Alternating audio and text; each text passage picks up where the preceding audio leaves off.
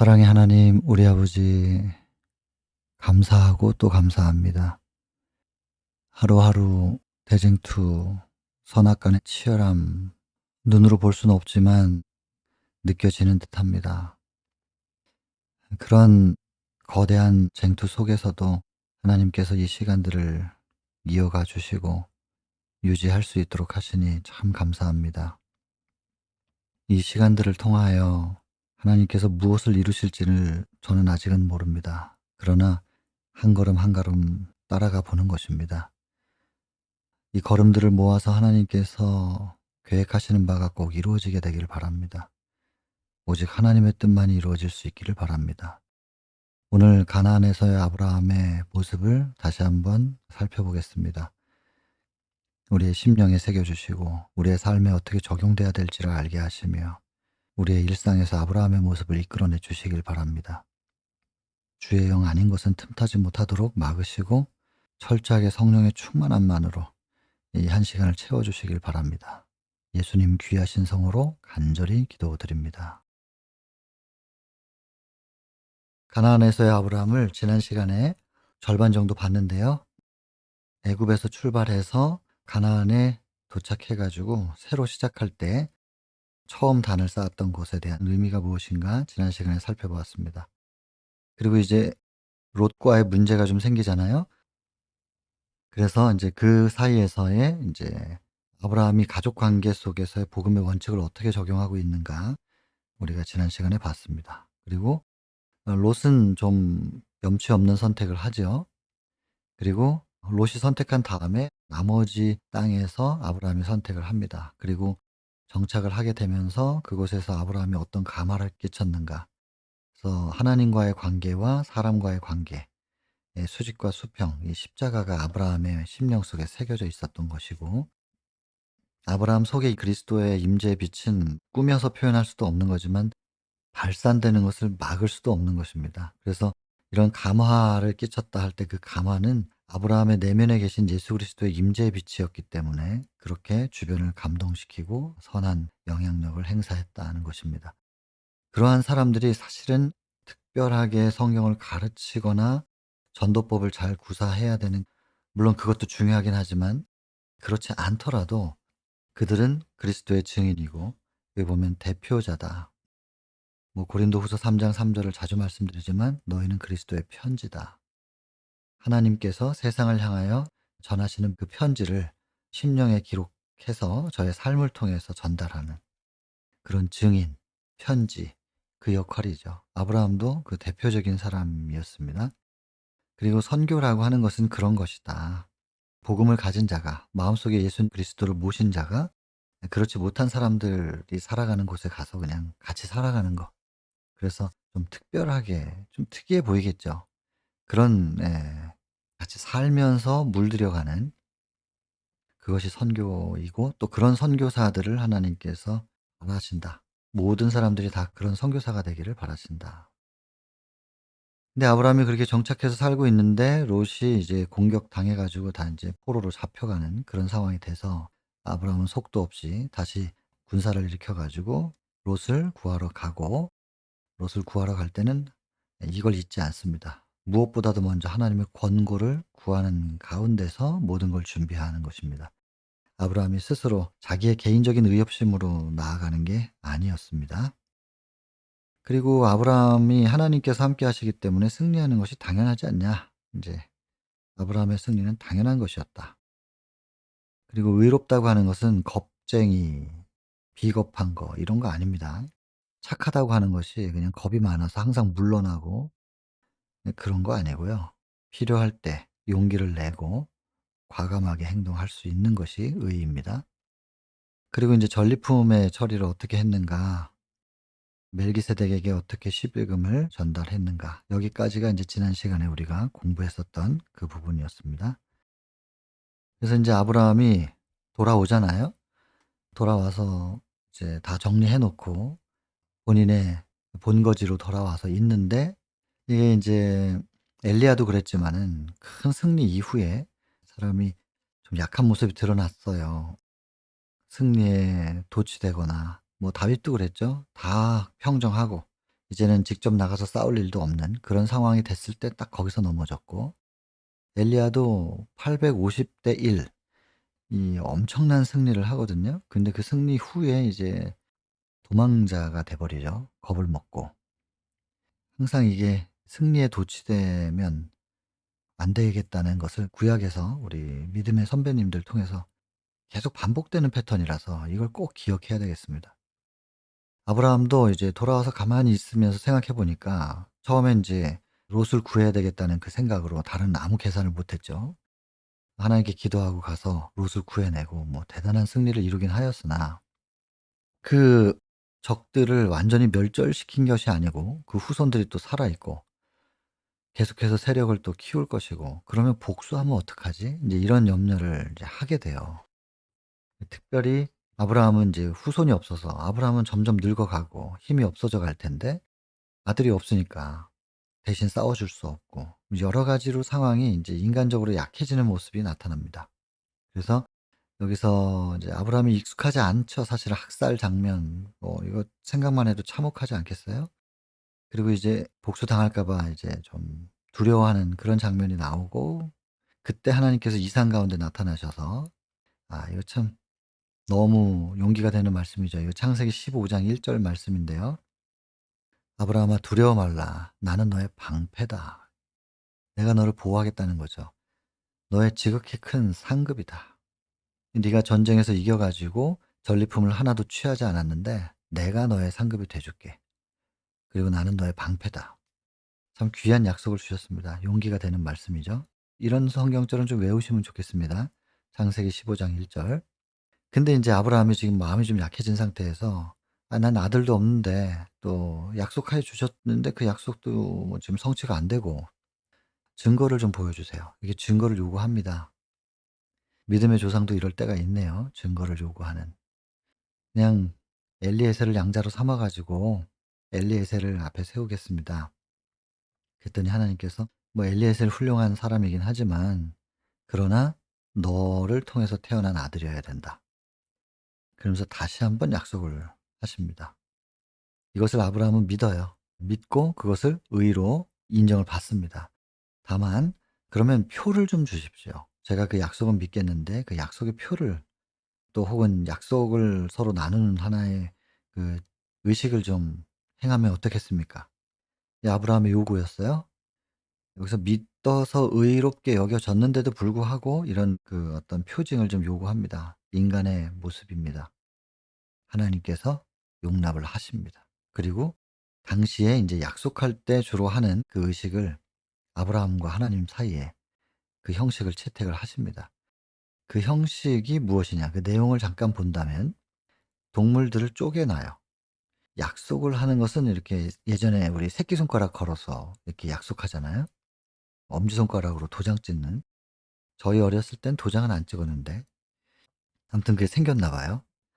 그래 가지고 새끼손가락 걸고 연결하고 그다음에 엄지손가락으로 도장까지 찍는. 보통 약속은 이렇게 연결이잖아요. 그런데 약속을 나타내는 하나의 형식에는 쪼개짐이 있어요. 굉장히 이것이 좀 반대의 모습이잖아요. 약속하자 그래 놓고선 다 쪼개 놔. 여러분 왜 그러냐면 창세기 3장 15절, 최초의 언약은 하나님께서 다시 회복시켜 주시겠다는 약속이었어요. 여자의 후손으로 가서 뱀의 머리를 밟아서 사단의 세력을 끝내고 다시 인간들을 구원하고 회복시켜 주겠다는 약속. 그것이 최초의 약속입니다. 그래서 원복음이라고 하는데 창세기 3장 15 절. 그런데 그 약속이 이루어지기 위해서는 전제가 있어요. 여자의 후손으로 태어나신 하나님께서 쪼개짐을 당해야 되거든요. 그래서 언뜻 생각하면 연결되는 의미의 약속을 상징하는 하나의 표, 의식을 치르는데 왜 모든 걸 쪼개 놓는가? 왜 이렇게 좀 다른 이미지가 표현될까? 이런 생각을 할 수도 있잖아요. 저는 그랬어요. 이상하다는 생각이 많이 들었었어요. 그래서 이걸 계속 찾다 보니까는 '최초의 언약에서 그 답을 찾아야 되는구나.' 처음 약속이라는 것이 성경에서 등장한 그때, 그 약속이 이루어지기 위해서는 하나님께서 쪼개지셔야 된다. 그래서 약속을 나타내는 형식은 이렇게 쪼개짐이 전제되어 있었습니다. 하나님의 쪼개어짐, 하나님의 희생을 통하여 우리는 다시 구원을 얻는 그 약속이 우리에게 성취되는 은혜죠, 은혜. 이런 약속이 세상에 어디서 찾아보겠어요. 보통 서로의 이익을 위해서만 약속을 하지. 누군가의 희생을 통해서 약속이 이루어진다? 이런 것은 참 놀라운 의미가 있습니다. 깊이 묵상할 주제이고요. 자, 그러면서 인제 그 형식 가운데서 밤이 됐어요. 동물들이 와서 재물을 상하지 못하게 하려고 아브라함이 계속 옆에서 그걸 쫓아내고, 그러다가 인제 깜빡 잠들었는데 캄캄해져 버린 거예요. 글쎄 뭐 요즘 같으면은 여기저기 깜깜한 데가 별로 없잖아요. 가로등도 다 있고 웬만하면 조명이 있지만, 그 당시에는 깜빡 자고 일어났더니 불씨까지 꺼져 버린 상태라면 얼마나 어둡겠어요. 예, 두려움이 있었겠죠. 뭐 늑대라도 나타나면 어떡해요. 그랬는데 인제 그때 하나님께서 계시를 보여주시는데, 그 계시 안에 어디까지냐, 예수님의 재림과 십자가, 아브라함의 자신의 후손을 통해서 계속 대가 이어지다가 메시아가 태어나고 십자가로 죽고 승천, 그다음에 재림, 그리고 삼림까지 다 본 겁니다. 그 순간에 아브라함이 모든 걸 다 봐요. 그리고는 하나님의 임재, 그 계시가 뭐 그냥 가벼운 꿈 같은 것이 아니라 실제로 하나님께서 보여주신 계시였다라고 하는 것을 보여주시려고 하는 하나님의 임재의 상징이 나타납니다. 그리고 다시 한번 "이런 하나님이야 내가 다시 이 땅을 너에게 줄 거다."라고 하는 확증을 하시는 거죠. 그다음부터는 의심을 안 해요. 그래서 한 25년 동안 잠잠히 잘 지내는 거예요, 아브라함이. 그래서 이 순서가, 가나안에서의 아브라함의 모습은 특별히 롯과 갈라지는 장면과, 그리고 아브라함이 정착한 곳에서 아브라함의 어떤 감화가 어땠는가, 그리고 그 감화를 시킬 수 있었던 근원은 무엇인가, 이거 좀 설명하죠. 이게 흐름상 롯이 가고 그다음에 아브라함이 정착하고, 정착한 곳에서의 아브라함의 감화, 그러고 있는데 소식이 들려요. 롯이 잡혀갔다고. 그래서 군사를 일으켜서 가서 찾아오고 다시 돌아와 가지고 좀 불안해하고 있는데 하나님께서 다시 약속을 주시는 장면 그려지시죠? 항상 그림으로 그리는 겁니다. 글자로 기록돼 있지만 내용들을 그림으로 그려 놓으면 항상 뭐 책을 안 펼쳐도 머릿속에서 계속 말씀을 묵상할 수 있죠. 이제 그래서 한 25 년이 지난 거예요. 그러다가 어떤 일이 벌어지냐면 하나님께서 이제 새 이름을 주십니다. 아브라함을 아브라함, 사레를 사라, 이렇게 이름을 이제 주시는데, 여러분 이 성경에서 이름 바뀐 얘기들이 좀 있잖아요. 이름 속에는 인생이 담겨 있죠. 야곱이라는 이름은 속이는 자라는 뜻이거든요. 간사한. 그래서 이제 요한복음 1장 47 절에 예수께로 빌립이 이제 자기 친구 한 사람 데리고 오잖아요. 나다나엘이 인제 오니까 "참 이스라엘이다. 그 속에 간사한 게 없다." 그 의미, 요한복음 1장 47 절의 그 의미가 이제 여기서 나오죠, 야곱 이야기. 야곱은 속이는 자라는 뜻. 그래서 속여서 장자권을 갖잖아요. 가만히 있었으면 하나님께서 그냥 장자권과 더불어 나라를 세울 수 있는 기반과 재산을 다 주셨을 텐데, 자기가 나서는 바람에 그걸 다 잃어버려 가지고 나중에 인제 시간을 꽤나 허비하죠. 근 30년 허비하고 돌아와 가지고 약복 강가에서 새로운 이름을 얻잖아요, 이스라엘. 그래서 더 이상은 속이는 자가 아니에요. 간사한 자가 아니에요. 하나님과 겨루어 이긴 자라고 인정받은 이스라엘이라는 그 영광스러운 이름을 얻죠. 그래서 요한복음의 나다나엘을 보면서 진짜 이스라엘이 뭐냐면, 예수님 그 당시 그 말씀하실 때 주변에 다 이스라엘 사람들이에요. 이스라엘 땅에서 말씀하셨기 때문에 다 국적이 이스라엘인데, 나다나엘을 향하여 "저 사람이 진짜 이스라엘이야." 이렇게 말해요. 왜냐하면 그 속에 간사한 게 없다. 그 속에 야곱의 거듭나기 전에 그 모습이 없다, 이 말이에요. 야곱이 이스라엘이 됐으면 이스라엘로 살아야 되는데 여전히 야곱으로 살고 있는, 이스라엘이라는 이름으로 불려지긴 하지만은 속은 야곱인 상태. 이래서는 안 된다는 거죠. 그래서 그 속에 간사한 게 없다. 야곱의 모습이 없지 않느냐. 그래서 진짜 이스라엘이다. 이렇게 이름에 담겨 있는 의미가 그렇죠. 그 야곱이라는 이름의 의미, 이스라엘이라는 이름의 의미. 그다음에 시몬 베드로 마찬가지예요. 시몬이었는데 베드로라고 이름을 바꿔주죠. 게바. 시몬은 흔들리는 갈대라는 뜻, 베드로는 반석, 흔들림이 없어요. 이렇게 새로운 이름을 지어 주시는 것에는 새로운 사명이 있습니다. 그리고 그 사명을 가지고 살아가게 될 그 사람의 인생이 바뀌어지는 거듭남에 대한 의미가 담겨 있고, 이 새로운 이름, 이 이름 얘기는 나중에 시간 있으면 더 하겠습니다. 아무튼 그래서 이렇게 아브람과 사라를 아브라함으로 사라로 바꿔 주시면서 이제 구체적으로 메시아가 태어날 그 태를 깨끗하게 하는 의식을 주십니다. 그게 이제 할례죠. 요게 이제 창세기 12 장에 나오는 얘기인데, 그래서 이 할례를 통하여 철저하게 구별하십니다. 구별되다라는 뜻이 이제 거룩하다는 건데, 이방인들과는 구별되어 있는, 그리고 그 구별된 사람들의 자손들 속에서 메시아가 태어나시는 거예요. 자, 그렇다면 이제 메시아가 태어나시고 십자가에 돌아가시고 승천하신 다음에도 할례가 영적 이스라엘을 구분짓는 기준이 될 수 있는 것이냐? 할례라는 의식이 과거에는 이스라엘인지 아닌지를 구별하는 의식이었어요. 그 표였어요, 할례가. 지금은 이제 영적 이스라엘 시대잖아요. 그럼 영적 이스라엘을 구분짓는 표로서 이 할례가 적용될 필요가 있는 것이냐? 그렇지는 않죠. 이게 지금 시대에 그렇게 적용될 수는 없습니다. 여러분들 갈라디아 2장 20절 유명한 성경절이죠. "내가 그리스도와 함께 십자가에 못 박혔나니 이젠 내가 사는 게 아니라 내 안에 그리스도께서 사는 것이고 내가 육체 안에 사는 것은 나를 사랑하사 자기 몸을 버리신 그 예수 그리스도를 믿는 믿음 안에서 사는 것이다."라고 하는 그 유명한 성경절인데, 그 성경절을 왜 바울이 얘기했는가? 갈라디아 2 장의 1 절부터 3 절까지 보면은 바울이 바나바와 함께 그 디도를 데리고 예루살렘에 가요. 예루살렘 갔더니 "저 사람 누구냐?" 예루살렘의 그리스도교가 물었겠죠. "헬라에서 내가 전도한 사람입니다." 헬라인이죠. 이방인인 거예요. "저 사람 개종했냐?" "개종했습니다." "할례는 받았냐?" "아니요." 할례는 안 받았죠. 뭐 헬라인인데 굳이 할례를 받을 필요가 있습니까? 그 얘기예요. 디도는 유대인하고 접촉해 가지고 뭐 복음 전도하고 그럴 관계가 별로 없어요. 굳이 할례가 거룩함의 기준이 될 수 없다는 게 바울의 생각이에요. 이 예루살렘에 있는 그리스도 교회에게 외치죠. "내가 이설을 전하지 않는다. 내가 유대교로부터 그리스도교, 오늘날로 하면 기독교로 개종을 했고 기독교의 복음대로 내가 전했지 이설을 전하는 사람이 아니다. 그러나 율법의 적용에 있어서 할례가 지금 이 시대에 구원의 척도가 되는 거냐, 기준점이 될 수 있는 것이냐. 예수님이 이미 태어나셨고 승천하셨는데 그렇게 이제 자신의 정당성을 얘기하면서 율법의 적용에 대해서 얘기하는 그게 갈라디아 2 장입니다. 나중에 그 디모데에게는 바울이 할례를 받으라고 해요. 왜냐하면 디모데는 아버지는 헬라인이었지만은 어머니는 유대인이었거든요.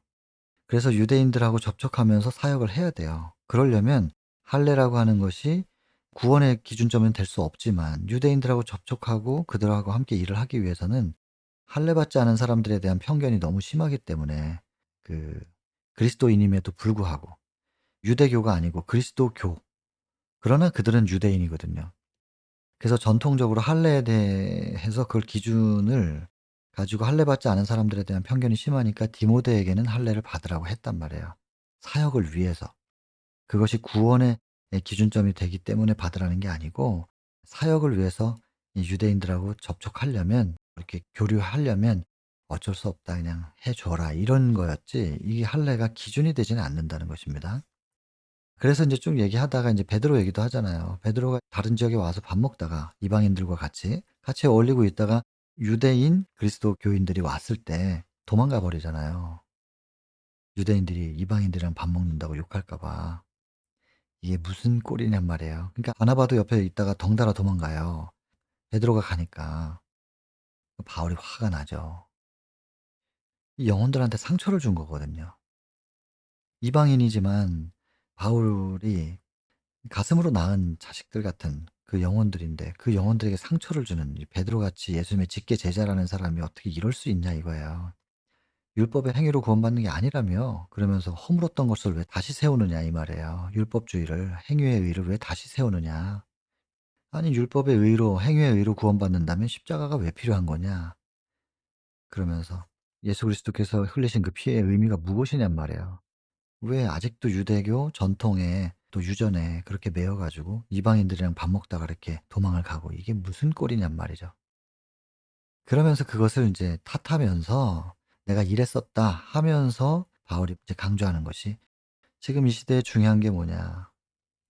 율법의 겉으로 드러난 이 행위 이걸 내가 무시하자는 게 아니다. 이게 21절 얘기예요. 내가 이걸 무시하자는 게 아니라 하나님의 은혜를 폐하려고 하는 게 아니고 십자가의 참된 의미가 가슴에 먼저 새겨져야 되지 않겠느냐. 나는 그리스도와 함께 십자가에 못 박혔다. 그래서 내가 사는 게 아니다 이제는. 내 안에서 예수께서 사시는 거고. 그러나 내가 육체 가운데서 이렇게 살아가고 있는데 이것은 내가 믿음 안에서 사는 거지 내 자신이 내 자아로 사는 게 아니라고. 예수님을 마음속에 모시고 같이 동거하는 게 중요한 거 아니냐. 갈라디아 2장 전체의 흐름 속에서 그 유명한 20절 얘기가 나온 거죠. "내가 그리스도와 함께 십자가에 못 박혔다." 이 말이. 근데 이것이 얘기가 나오게 된 계기가 이 할례 때문이에요. 그래서 할례의 첫 시작은 아브라함부터 시작하였지만 이것은 예수님의 탄생을 위하여 구별했어요. 그래서 할례 받은 그 아브라함의 후손으로 계속 이어져 내려오다가 인제 메시아가 태어나는 거예요. 그래서 메시아의 탄생을 위한 구별된 의식이었다는 거. 이것이 오늘날에도 그렇게 적용돼서는 안 된다는 것을 좀 꼭 기억을 해 주셨으면 좋겠습니다. 야 그러나 시작은 이런 의미로 시작된 것이다라는 것입니다. 할례. 그리고 이방인들과 절대로 결혼하면 안 된다. 그래서 또 거룩하게 구별하신 것이다라는 거. 이렇게 하면서 인제 확실하게 아브라함 이름을 바꿔 주고 메시아의 조상이 될 것이다. 이렇게 인제 새로운 좀 사인을 주셔요. 그리고 곧 이제 이삭을 태어나게 하시겠죠. 근데 고 사이에 무슨 일이 벌어지냐면 이삭이 태어나기 전에 소돔이 이제 심판을 받는 장면이 등장하죠. 그리고 소돔의 심판을 위하여 하나님께서 이제 잘 아시는 내용이지만 내려오시는데 그때 이제 일부러 여러분 이 밑에 보시면 소돔과 고모라에 대한 부르짖음이 크고 그 죄악이 심히 중하니 소돔이 행한 것들을 나에게 들린 부르짖음과 같은지 그렇지 않은지 내가 확인하려고 내려왔다 이 말인데 하나님께서 뭘 이걸 확인을 해 보셔야 돼요? 그것도 직접 하늘에서 이렇게 보시면 될지 그 이유가 뭔지 밑에서 여기 나와요. 소돔의 죄악의 정도를 잘 아셨으나 뭐 너무 잘 아시죠. 굳이 오지 않으셔도. 그러나 당신께서 처리하시는 일의 공의가 이해될 수 있도록 누구를 이해시켜요? 사람들. 사람들이 하나님의 눈높이하고 다르거든요. 그러니까 그들의 눈높이로 하나님께서 내려오셔서 맞춰 주시는 겁니다. 그래서 공의가 이해될 수 있도록 사람의 방법대로 당신 자신을 나타내셨다. 그래서 오신 거라고 여기 답이 이렇게 있습니다. 성경만 이렇게 보면 이해가 좀 안 되잖아요. 뭐 굳이 하나님께서 내려오셔야 되나? 그럴 수 있는데 여기 이렇게 주석이 되어 있습니다. 이렇게 이해하시면 됩니다. 그래서 어쨌든 오셨는데 근데 직접 소돔으로 가지 않으시고 굳이 어디로? 아브라함의 집 앞으로 지나가시는 거예요. 굉장히 의도된 행보이시죠. 뭔가 의도가 있어요, 하나님께. 아브라함은 '내가 이렇게 지나가면 이렇게 해줄 거야.'라는. 그게 뭐였냐면 아브라함이 그 장막 앞으로 지나가는 행인들을 보면서 달려가 가지고 그렇게 그냥 끌어들여 가지고 우리 집에서 쉬다 가시라고. 그리고 연회를 준비하고 아주 정성스럽게 대접을 해 주죠. 이 정중한 행동을 당신의 말씀 가운데 기록할 만큼 중요하게 여기셨다, 하나님께서는. 이렇게 중요하게 여기셨다고 하니 우리도 중요하게 좀 봐야 되지 않겠습니까? 손님 대접하기를 잊지 말라. 이로써 부지 중에 천사들을 대접한 이들이 있었느니라. 굉장히 중요하게 생각하는 거예요. 하나님께서 손님을 대접하고 지나가는 나그네를 잘 대접해 주는 거. 이 하나님 보시기에 그렇게 아름다운 모습인가 봐요. 우리 이거 좀 해야 되지 않겠습니까?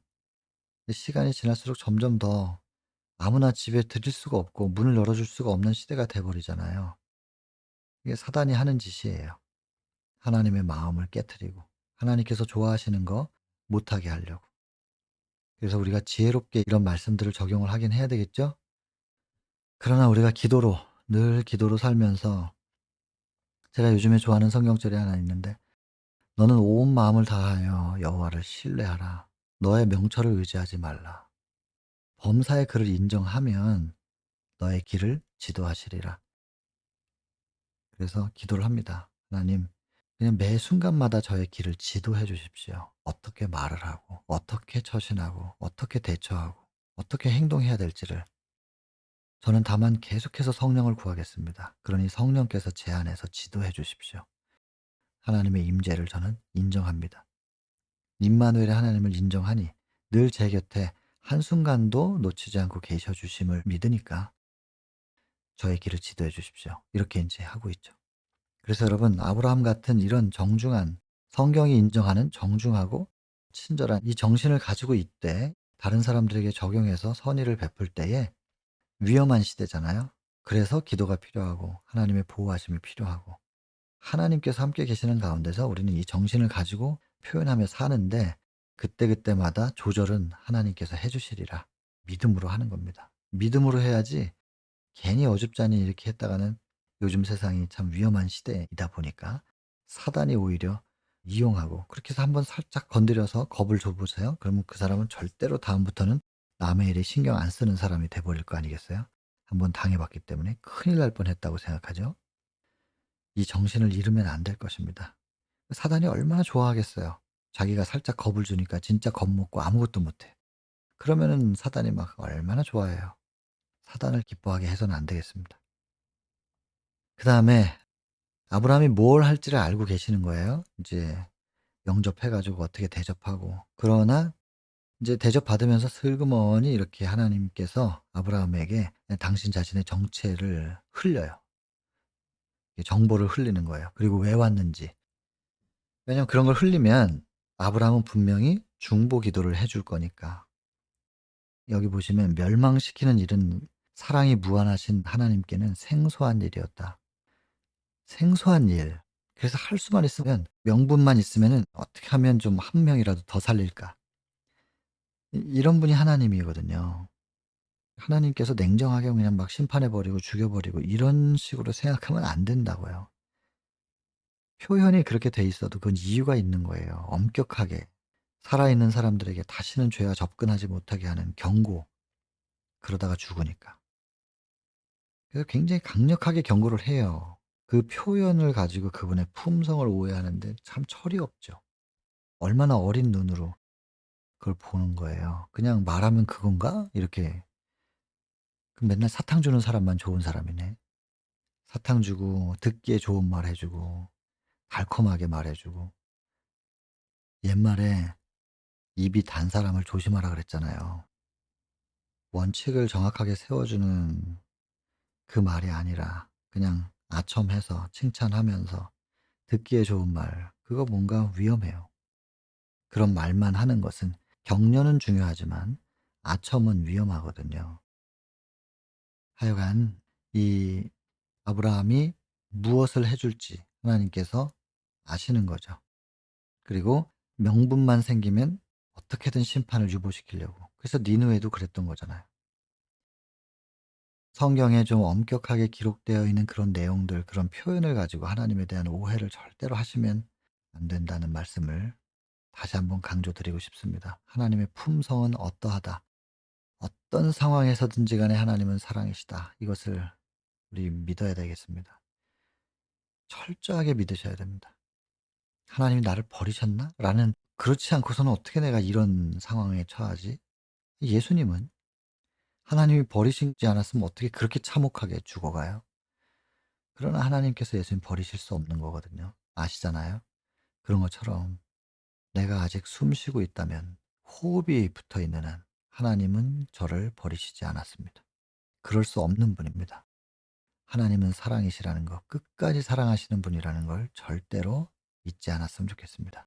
그래서 어쨌든 아브라함에게 살짝 이렇게 정보를 흘리면 아브라함이 분명히 중보기도 해줄 거고, 그 기도를 듣고 못 이기는 척하면서 좀 피하거나 심판을 비키거나 몇 사람이라도 더 구원하려고, 이 하나님의 마음이거든요.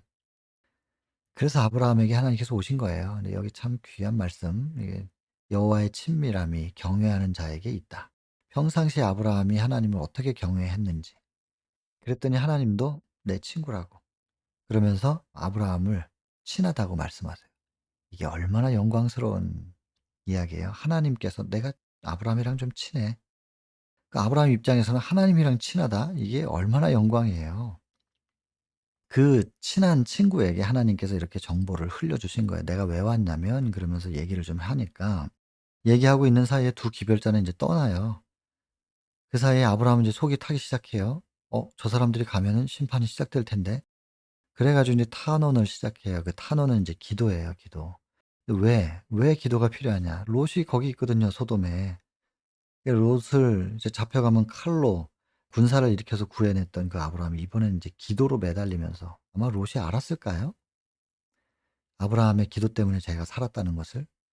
뭐 알았거나 몰랐거나 상관없이 아브라함은 인제 롯을 살리기 위해서 지금 할 수 있는 최선을 다합니다. 50 명이면요. 45 명이면 40 명, 30 명, 20 명, 10 명이면 어떡하겠습니까? 이러면서 그 장면을 제가 많이 생각해 봤는데 예를 들어 뭐 대통령이 그럴 리도 없겠지만은 여기 베델 수양원에 와 가지고 뭐 "여기 필요한 게 뭐예요?" 뭐 이렇게 물어보고 이러면 제가 뭐 이 정도 그러다가 그거 해 드릴게요." 그러면 기왕에 하는 거 요만큼 더. 그것도 해 드릴게요." 그러면 요만큼 더. 이러면 옆에 있는 경호원들이 어떡할까요? 요즘 보니까는 대통령에게 무슨 말을 하면 경호원들이 와 가지고 입을 막고 이렇게 끌어내대요. 근데 지금 아브라함이 하나님 앞에서 말입니다. 50 명이면요. 45 명, 40, 30, 20, 10 이렇게 10 명까지 내려오잖아요. "화내지 마십시오." 이러면서 막 기도하잖아요. 어떻게든 몇 사람이라도 구원하려고. 근데 이게 자기가 뭐 이렇게 의롭게 살고 하나님의 명령 따라 희생했으니까 이 정도는 좀 들어 주시면 안 되겠습니까? 내 체면을 봐서. 이런 식으로 요구한 게 아니고 철저한 겸손으로 그러나 어린아이 같은 확신으로 매달리는 거죠. 여러분 여기에서 이 보면은 그 기도 그 탄원의 중심에 뭐가 있느냐. 멸망하는 영혼에 대한 사랑이. 근데 이 사랑은 나중에 밑에서 나오지만 "그것은 예수 그리스도의 마음이었다." 이렇게 적혀 있잖아요. 하나님이 사랑에 약하시다니깐요. 그래서 사랑으로 탄원하고 기도하는 것을 이렇게 내치지를 못하셨던 거죠. 그리고 또 그렇게 기도해 줄 줄 알고 일부러 아브라함에게 살짝 그 정보를 흘리신 거예요. 이 아브라함의 탄원은 우리에게 어떻게 교훈이 되냐면 회개하지 않은 자들을 위하여 우리가 느껴야 할 걱정의 마음. 저 사람 저렇게 회개하지 않고 살다가는 죽을 텐데, 구원 못 받을 텐데. 지나가다가 교통사고가 콱 났어요. 차에 손상된 형태를 보니까 사람이 많이 다쳤거나 아니면 사망했을 것 같아요. 그러면 그 모습을 보면서 '아 저 사람이 그 생명이 끊어지기 전에 하나님 믿고 죽었을까? 하나님 믿는 사람이었을까? 하나님을 믿고 죽으면 괜찮은데 하나님 안 믿고 저런 사고를 당했으면 구원 못 받을 텐데.' 이런 생각이 들어야 되는 거 아니냐고요. 이것이 그리스도를 마음속에 모시고 사는 그리스도의 가슴으로 살아가는 사람들의 마음이 아니냐. 회개하지 않은 자들을 위해서 우리가 이런 걱정을 해야 될 텐데 싸다 싸. 뭐 이렇게 생각을 한다든지 참 슬픈 마음이잖아요. 근데 이게 점점 이제 마태복음 24 장의 말세의 징조 가운데 12절 보면은 불법이 성함으로 율법이 자꾸 왜곡되고 율법에 대한 이해가 어두워지고 참된 율법과 분리되니까 불법이 성함으로 증거가 뭐예요? 율법과 내가 멀어지고 있다는 증거가 뭐냐면 사랑이 식어지리라. 여러분 우리의 심령을 살펴야 됩니다. 자기는 알잖아요. 내 속에서 사랑이 계속해서 충만해져 가는지 채워져 가는지 아니면 점점 더 사랑이 각박해져 가는지 스스로를 돌아보면 알 거 아닙니까? 그러면 내가 '아 불법하는 사람이구나.' 자기를 판단해 봐야 됩니다. 말씀의 기준으로 자신을 측량해 봐야 되잖아요. 이러다가 예수님 재림하셨을 때 고개를 들 수 있는 사람이냐 아니냐 내가. 그 점검해 봐야 되지 않겠습니까? 그거를 인간의 윤리로 재보는 게 아니고 하나님의 말씀의 기준으로 나를 측량해 봐야 됩니다. 그리고 부족함이 보이면 어떻게 해야 돼요? 채우는 건 내가 못 채우니까 채워 달라고 예수께 나아가야 되지 않겠어요? 근데 부족한 걸 모르고 알아도 예수께 안 가고 자기가 채우려고 하고 이게 구원받을 길이 없어요, 그런 사람들이. 근데 "구원받았습니까?" 그러면 "아멘." 그런단 말이에요. 구원하고 너무 먼데 그냥 아멘만 하면 구원받아요? 여러분 우리 자꾸 말씀 앞에 서야 돼요. 말씀의 거울 앞에 자꾸 성령께서 인도하고 계시잖아요. 따라가서 그 말씀 앞에 서서 그 거울 앞에 이렇게 서서 '내가 주께 드려야 될 더러움이 뭐가 나한테 아직 남아 있는 것인가.' 스스로는 씻어낼 수 없지만 그걸 빨리 발견해야 주께 자꾸 넘겨 드릴 텐데 내가 나를 모르니 참 안타까운 일 아닙니까? 자기가 자기를 몰라요. 그리고 살고 심지어는 설교도 해요. 자기가 자기를 모르고 설교를 해요. 나중에 그 입에서 나왔던 그 말씀이 자기에게 적용될 때 얼마나 두렵고 부끄러울 것인가에 대하여 돌아봐야 되는데 뭐 제 얘기를 하고 있는 것입니다. 그래서 제가 전한 말씀 계속 저는 설교하고 나서 계속 생각해요. 무슨 말을 했나? 일부러 그래요. 여러분 이거 아브라함의 정신, 회개하지 않은 자들을 위하여 우리가 느껴야 될 걱정, 이거 없으면, 사랑이 없으면 불법입니다. 불법이 성함으로 사랑이 식어지리라. 근데 이것이 말세의 징조예요. 우리에게 적용해 봐야 되겠죠? 날마다 누군가의 은혜의 시기는 끝나가고 있습니다. 구원받지 못할 자리로 점점 사람들이 가고 있어요. 그들을 위해서 우리가 걱정하고 어떻게든 예수 그리스도의 가슴으로 그들을 구원하기 위해서 복음을 전달해야 될 텐데 여기 이렇게 돼 있어요. 이 무서운 운명에서 피하도록 하는 경고와 간청의 음성은 어디 있는가? 경고와 간청을 해야 되잖아요, 우리가.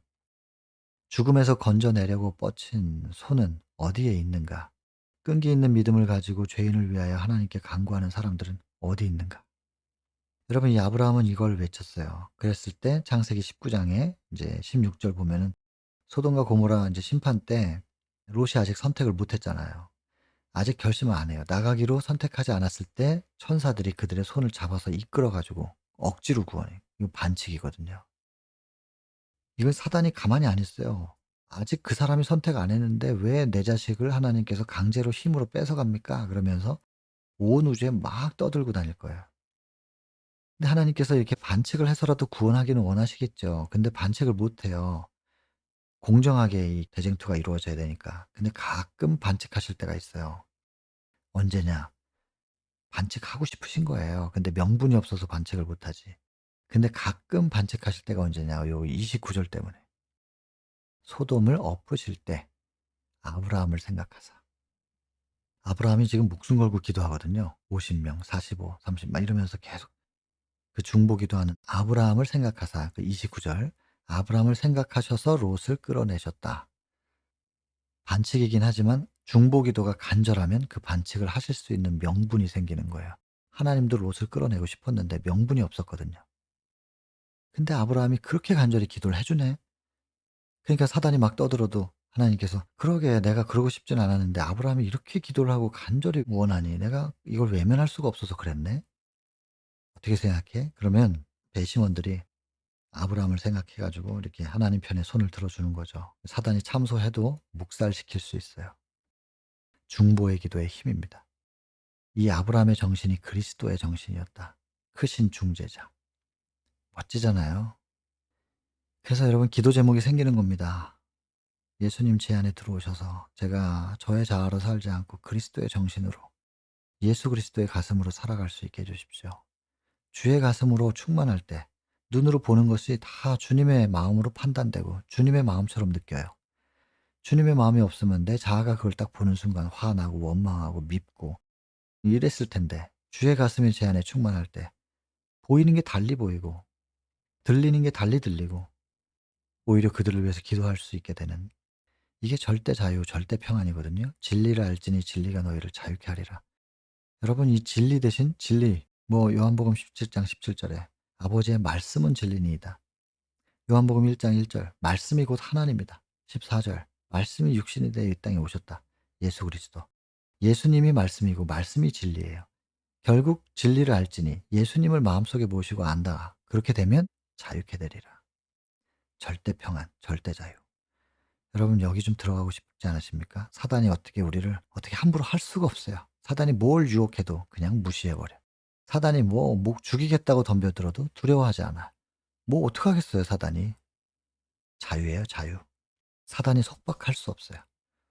사단이 멍해를 줄 수 없고 사단이 우리를 결박할 수 없는 이사야 58장에 참된 금식이 이루어지면 해방이거든요. 자유.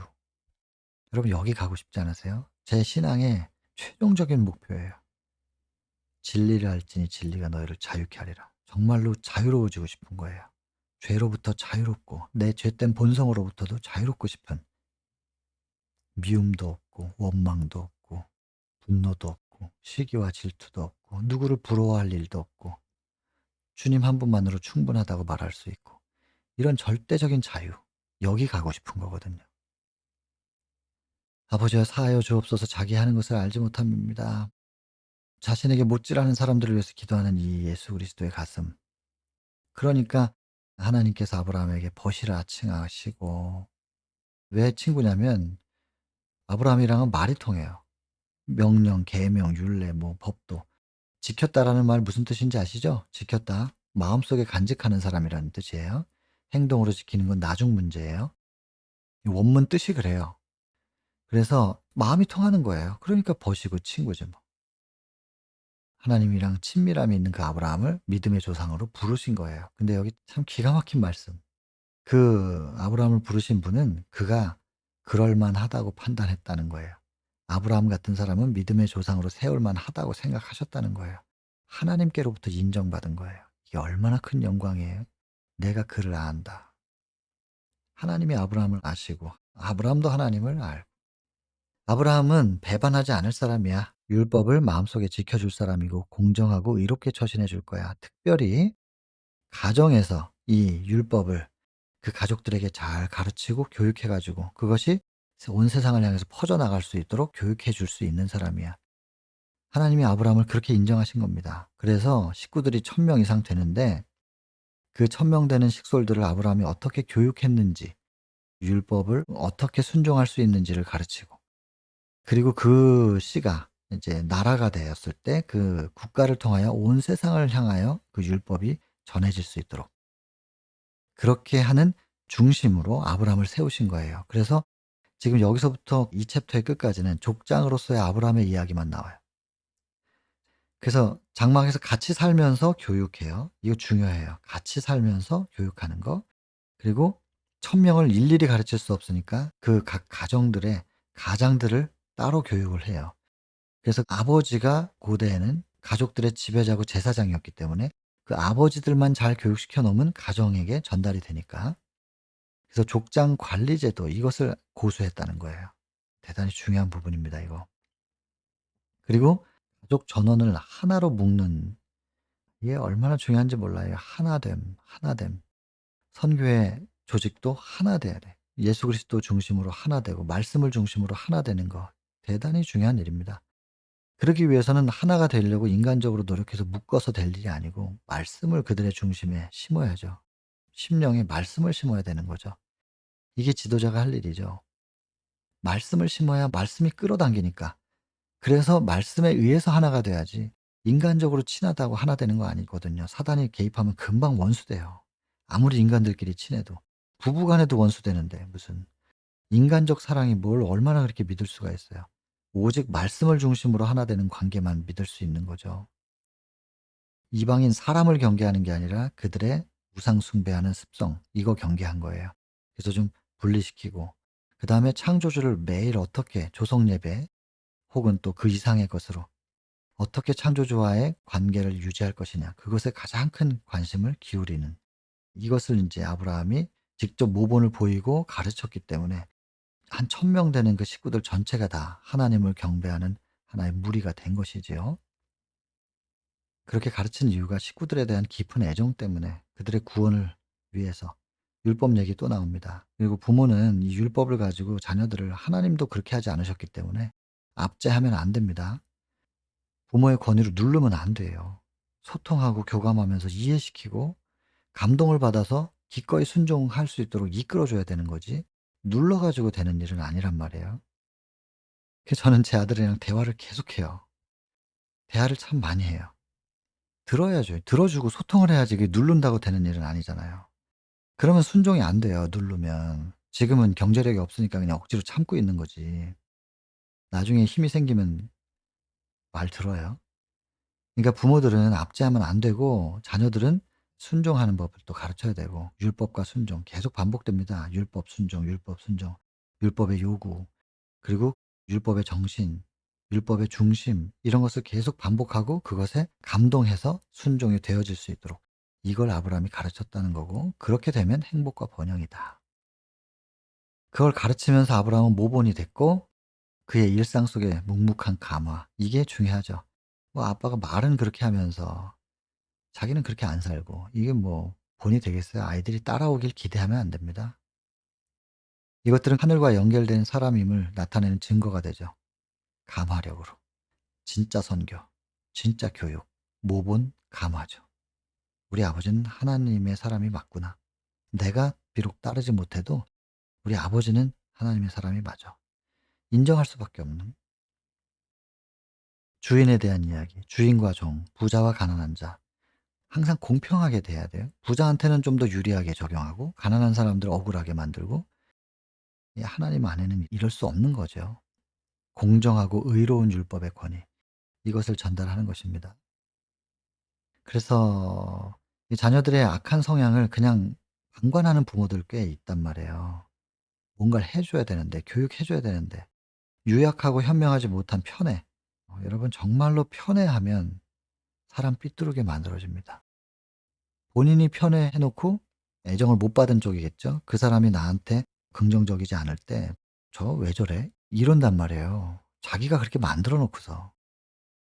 하여튼 여러분 잘못된 애정의 요구에 대하여 "사랑하니까 이런 건 해 줘야지." 뭐 이랬을 때 들어주는 거 있잖아요. 애들이 막 그냥 쫄라대면 다 들어주고. 이거 원칙 없잖아요. 이러면 안 되잖아요. 아브라함의 이야기들이 여기서 쭉 계속 설명합니다.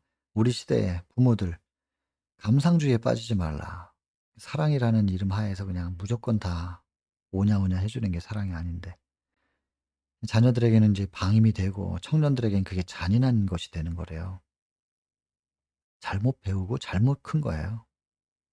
그래서 여기 밑에서 보면 자기들이 배우지 않았기 때문에 부모의 역할이 인제 종교 지도자들도 역시 똑같이 그렇게 적용이 돼야 되는 거고 특별히 종교 지도자들은 율법을 바르게 전달하라는 것이죠. 그 하나님과의 관계 속에서도 똑같으니까.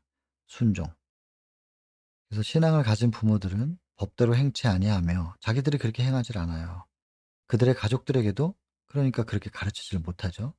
그러니까 율법이 생활의 법칙이 되질 않죠. 그럼 자녀들은 그들 자신의 가정을 이룰 때 자기들이 인제 커서 또 결혼할 거 아니겠어요? 근데 배운 적이 없기 때문에 그들의 자녀들에게 가르칠 의무를 느끼지 않는다. 배운 대로 하는 거니까. 본대로 하는 거니까. 내가 배우지 못한 걸 자녀들에게 못 가르치는 거예요. 이거 슬픈 역사가 대를 이어서 계속 간다니까요. 끊어져야 되는데 못 끊어져. 계속 이어지는 거예요. 여러분 누군가는 끊어야 됩니다. 그래서 나는 그런 교육을 혹시 못 받았다고 생각하시는 분들이 계신다 할지라도 성경이 지금 가르치고 있잖아요. 성경과 영감의 글이 하나님께서 저한테 지금 가르쳐 주시고 계시면 내 부모님한테 혹시 못 배웠어도 끊으세요. 끊고 하나님이 가르쳐 주시는 이 교육으로 내 자녀에게 교육을 해서 이제 새로운 대를 이어야 되는 거죠. 개혁이 계속 등장합니다. 부모도 개혁돼야 되고 목사들도 개혁이 필요하다. 개혁이 필요하다. 다시 시작해야 된다. 그 개혁의 기초, 원칙 뭐냐? 전부 말씀이죠. 성경을 그들의 신앙의 기초로 받아들일 것. 이것이 기초입니다. 말씀을 기초로 개혁해야 된다. 말씀을 기초로 해 가지고 말씀의 원칙으로 우리가 새롭게 변화되는 거지 뭐 세상의 윤리를 가지고 개혁하는 게 아니니까. 그렇게 해서 지금 말씀을 강조하고 그다음에 그 말씀이 우리 속에 역사할 수 있도록 하는 것이 기도, 숨 쉬는 건데 일단 숨을 쉬어야 밥을 먹을 거 아니겠어요. 말씀이 양식인데. 그래서 뭐 숨이 끊어져 있는데 음식을 집어넣는들 뭐 그걸 삼킬 수도 없고 흡수할 수도 없으니까 기도하고 말씀 이게 항상 짝으로 같이 다닙니다. 특별히 예배 시간 조성 예배 강조하고 있고요. 그리고 장막을 치는 곳마다 제단 쌓는 거 아브라함이 우리에게 보인 모본이잖아요. 아 여기 제가 적어 놨네요. "범사의 그를 인정하라. 그리하면 내 길을 지도하시리라." 하나님의 아들께서 당신의 생명을 주셨는데 대부분 감사할 줄 모른다는 거예요. 소나 말이 일하러 나가는 것처럼 하루의 시작에 기도도 안 하고 예배도 안 드리고 그냥 일만 하러 다녀요, 돈을 버느라고. 그리고 하나님을 인정하지 못하는 거고 인정하지 않으니까 감사도 없죠. 그러니까 범사의 그를 인정하라. 그리하면 하나님께서 지도해 주실 텐데 왜 하나님을 인정하지 않고 네 힘으로만 살려고 하느냐. 얼마나 힘들어요, 자기 힘으로 살려고 하니까. 장막에 제단을 쌓으라고. 조석의 제단. 반드시 이걸 쌓으라. 이런 가정에 예수께서 머무시기를 좋아한대요. 예수님이 머무시는 가정. 그 빛을 막을 수 없잖아요. 개인도 그런 것처럼. 가정에 예수님이 머물면 그 가정의 구성원들 속에서 예수님의 사랑이 발산되고 주변으로 전달될 거예요. 주변에 나가보면 사람들이 저 가정은, 저 집 애들은 특별해. 이런 얘기 어떻게 듣겠어요? 그냥 그 속에 예수님 계시는 거예요. 예수님의 감화가. 그러니까 그 가정에서부터, 개인도 그렇지만 가정도 예수님의 임재의 빛이 발산되는데, 언제 예수님이 임재하시냐? 초성예배, 그 예수님의 임재를 인정하고 가정에 모셔드리는, 예수께서 그런 가정에 머무시길 좋아하신대잖아요. 사랑이 행동에 나타나고 그냥 자연스럽게 행동해서 예수 그리스도의 임재의 빛이 발산되는 것입니다. 사려 깊음, 친절, 너그러움, 이기심 없는 예절 쭉 읽어보세요. 그리스도인 가정, 신앙의 실제에 대한 강력한 논증. 저 사람들이 예수님 믿는 사람들이야. 그런 가정이야. 제가 늘 자주 강조하는 거지만 뭐 주장해서 될 일이 아니라 주변 사람들이 볼 때, 아, 저 가정은 하나님 믿는 가정이구나. 논박할 수 없는 논증, 증명하는 거예요. 확실히 예수님 믿는 집안이다. 왜냐하면 그 집안에서 사랑이 나오고, 이것이 온 세상으로 펼쳐지면 이게 세상에 비치는 빛이 됩니다. 내가 아브라함을 여기 보면 택하신 이유, 그를 택하신 이유가 무엇인가? 자식과 권속에게 명령해 줄 거니까. 아브라함은 여호와의 도를 지키고 의와 공도를 행하라고 가르쳐 줄 거니까.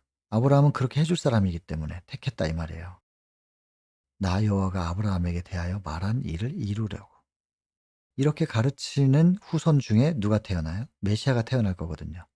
아브라함에게 약속하셨잖아요. 하나님께서 말한 거, 이거 이루어지게 하려면 그 후손들이 메시아를 탄생시킬 수 있는 그런 족보들이 만들어져야 되거든요. 아브라함은 그런 자격이 있도록 가르쳐 줄 거니까, 후손들에게. 그래서 내가 아브라함을 택한 거야. 여러분, 하나님께 택함 받기를 원하신다면 아브라함의 모본을 잘 살피시고 마음에 새기셔서 그거대로 감화를 끼치며 살아가면 되겠죠?